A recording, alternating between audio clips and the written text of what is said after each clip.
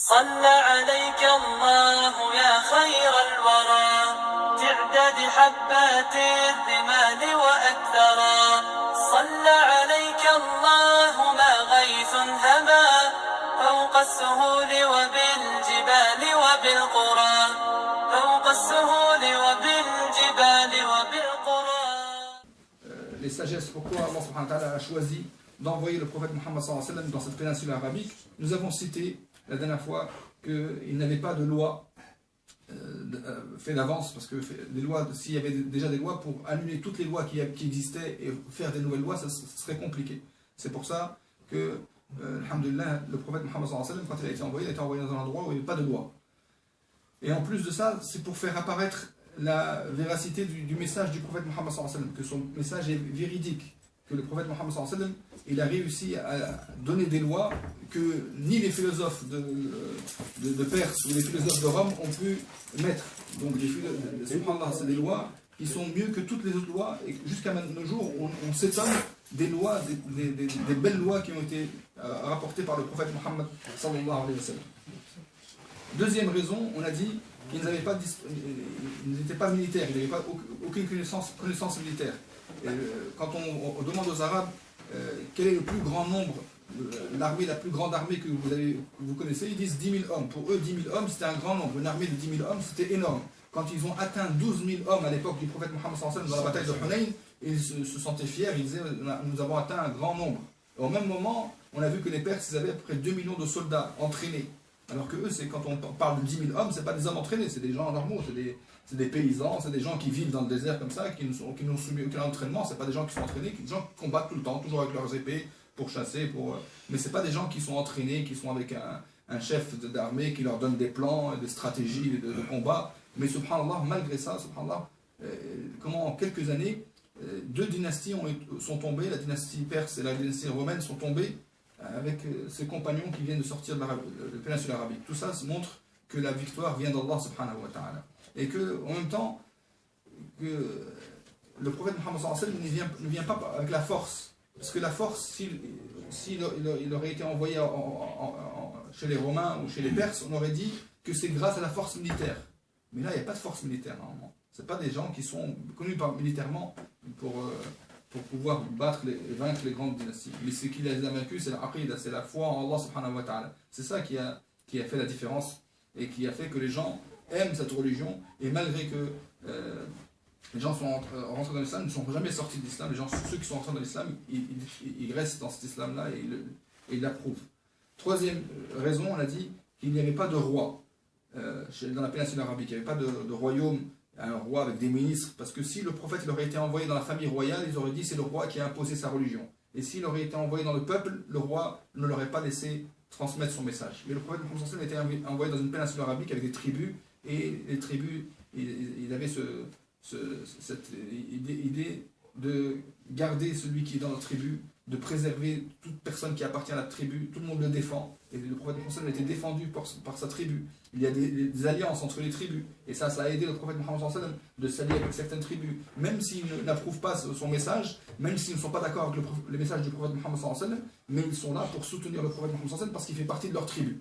Et ça a été bénéfique pour le prophète Mohammed sallallahu alayhi wa sallam. Il n'aurait pas trouvé ça ni chez les Perses, ni chez les Romains. Quatrième raison, on a dit la langue arabe. La langue arabe, c'est la chose la plus importante pour laquelle le prophète Mohammed sallallahu alayhi wa sallam a été envoyé chez les Arabes, parce que cette langue-là, c'est la meilleure langue qui peut transmettre le message d'Allah subhanahu wa ta'ala. C'est la plus belle langue et c'est la langue la plus riche qui peut transmettre le message d'Allah subhanahu wa ta'ala. Cinquième chose, la foi. La foi en Allah subhanahu wa ta'ala. Les Arabes, ils avaient une foi en Allah subhanahu wa ta'ala. Ils croyaient en l'unicité d'Allah subhanahu wa ta'ala. C'est vrai qu'ils avaient des associés, ils associaient des statues, mais ils croyaient en Allah subhanahu wa ta'ala. Comme il a dit Allah dans le Coran, si tu leur demandes qui a créé les cieux et la terre, ils disent que c'est Allah. Donc les Arabes, ils disaient que c'est Allah subhanahu wa ta'ala. Mais ils associaient d'autres divinités à Allah subhanahu wa ta'ala.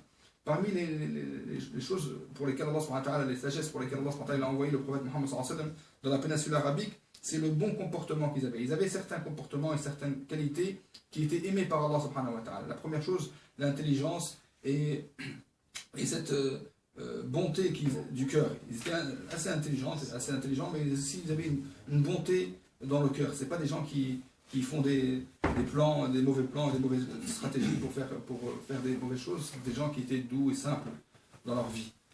Deuxième chose, ils étaient généreux.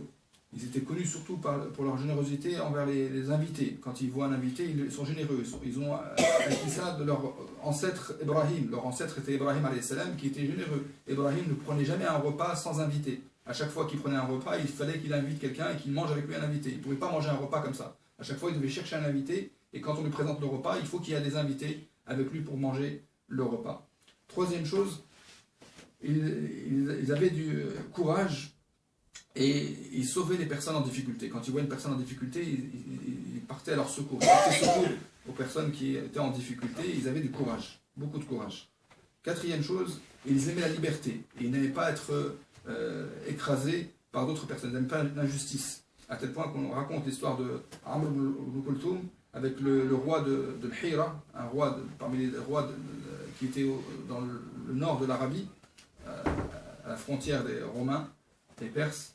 Dans ce royaume-là, Hira, il a dit, ce roi-là, est-ce que vous connaissez un arabe? Il a dit à ses ministres et ceux qui l'entouraient, il a dit, est-ce que vous connaissez un arabe? Sa mère n'accepterait pas d'être au service de ma mère. Donc ce roi, il a une mère, il dit, normalement tout le monde doit être au service, à mon service, et même au service de ma mère. Ils lui ont dit, on connaît un homme qui est poète et un cavalier, un grand cavalier, Amr ibn Kulthum, il n'accepterait pas que sa mère soit au service de ta mère. Alors ce roi a invité Amr ibn Kulthum, et il a invité sa mère avec lui, et il lui a dit, quand ils sont rentrés, il a demandé à sa mère de rentrer dans le côté des femmes, avec sa mère, et lui il était avec les hommes. Ce poète était avec les hommes, avec le roi, et le roi s'est mis d'accord avec sa mère que sa mère demande à cet invité qu'elle lui présente quelque chose ou qu'elle lui donne un plat. Alors la mère a demandé à cet invité, la mère de Amr ibn Kulthum, de lui donner un plat. Et la mère a refusé. Une première fois, elle a insisté, elle a dit, donne-moi ce plat. Et la mère du poète, du cavalier, elle a refusé, elle a dit, je ne donne pas ce plat. Au bout de la troisième fois, la mère a crié, elle a dit, comment on pourrait traduire ça, quel mépris ou quelle humiliation. Elle dit, comment je suis humilié. Pour elle, c'est une humiliation. Qu'on lui demande un plateau, comme ça, qu'on lui demande un plateau, c'était une humiliation pour elle. Donc, elle a demandé, elle a crié, elle a dit, quelle humiliation. Son fils, qui était de l'autre côté, du côté des hommes, quand il a entendu ça, il a pris son épée sans réfléchir, il a tué directement le roi, sans réfléchir. Pourquoi? Parce que c'est une humiliation. Sa mère se fait humilier. Il n'a même pas su c'est quoi cette humiliation, mais pour lui, le fait que sa mère crie qu'elle était humiliée, on ne discute pas avec ça. Et subhanallah, il y a eu une tuerie, chacun a sorti les armes et le roi a été tué sur le coup. Donc vous voyez comment ça se passe, c'est comment les Arabes étaient. Cinquième chose, al-wafa' bil-ahd. Et ils aimaient la vérité, ils ne voulaient pas mentir. C'est des gens qui tenaient leurs promesses. Et ils veulent être sincères. Ce pas des gens qui aiment le mensonge. Le mensonge était mal vu chez eux.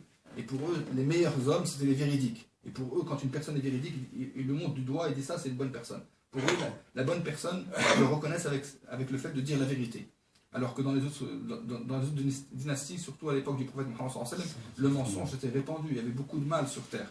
Et les Arabes, ils avaient encore ce bon comportement qui était la vérité, ils aimaient de la vérité, ils aimaient la sincérité. Sixième chose, la patience et le fait de supporter les difficultés. Pourquoi? Parce qu'ils vivent dans le désert, donc ils supportent les difficultés et ils ont cette grande patience. Et ils avaient aussi une force